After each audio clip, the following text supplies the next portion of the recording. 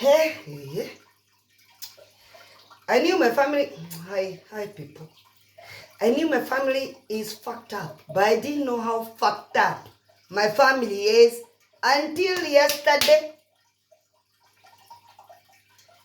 Me, I'm just going through. I'm at work, chilling, having my break time, and I'm watching my niece giving her story in a TV channel, what she's been going through in her life. Ake Mungu, familia yetu ni mbaya. I knew it was bad, but I didn't know how bad this was. Please, God, forgive me because I've judged her. I've judged her. Nikisema, ni wale watoto wa masonko. Hata nikienda, I went to see her in hospital one time, in Nairobi hospital or somewhere. I can't remember exactly where it was. Na mimi nikiangalia kada ka clipboard ka daktari nikaona whatever I saw. Kume, my niece has been having miscarriages. In my family, nobody, none of them told me. Sijui kama ni kunibeba ujinga ama ni vile nilikuwa naishi 44, walikuwa wanashindwa hata ukiambiwa na utasaidia bill ya hospitali ya Nairobi hospital, unaishi nyumba ya 7,000, utasaidia nini? Little do people know, I can advise people and I make people stronger. Imagine, nilimsikiza kama watu wengine kienyeji za internet. Nilimsikiza hivyo. Familia. What is wrong with human beings? I know I shared with a few of my friends. I said, I can't believe this. My family, my niece, she's talking about this shit. Hey, mambo zingine haki ya Mungu.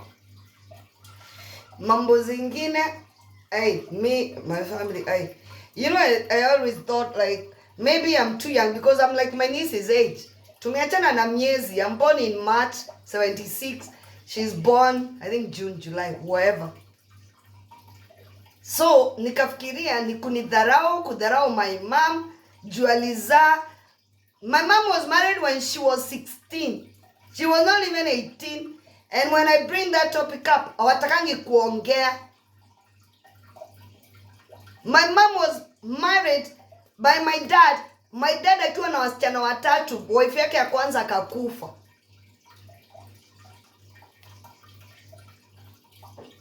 So me and my nieces, we are more closer, even in friendships and what.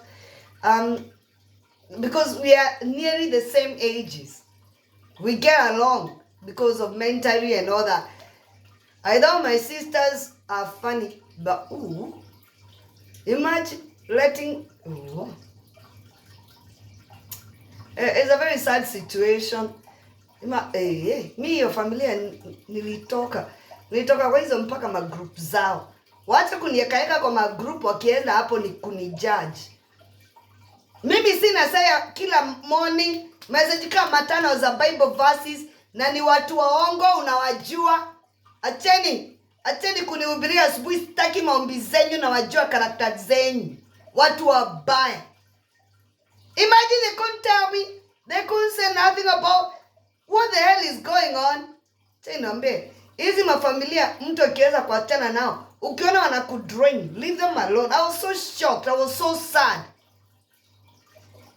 That I didn't know that about my niece because I could have called her.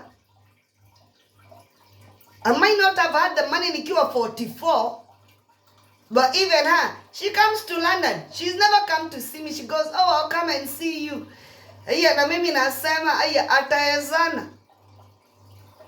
Jumi maisha yangu ni freelance. Na usiniambie na kesho ati unakuja kuniona Bournemouth.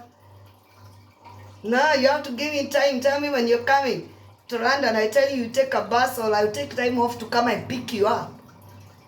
Huku si Kenya. Mali unafika Jomo Kenyatta, taxi ni 2,000, sijui ngapi. Sijaimsikia tena. Kuna time alikuwa ameanza kuniongelesha sasa nilikuwa na ile chano nyingine, alikuwa amefungua chano. But it's a very sad situation, like something like that can happen in a family, imagine. Na mimi sijaijua, nilionea hapa mitandao jana. I was shocked. I was literally shocked. What the hell is going on?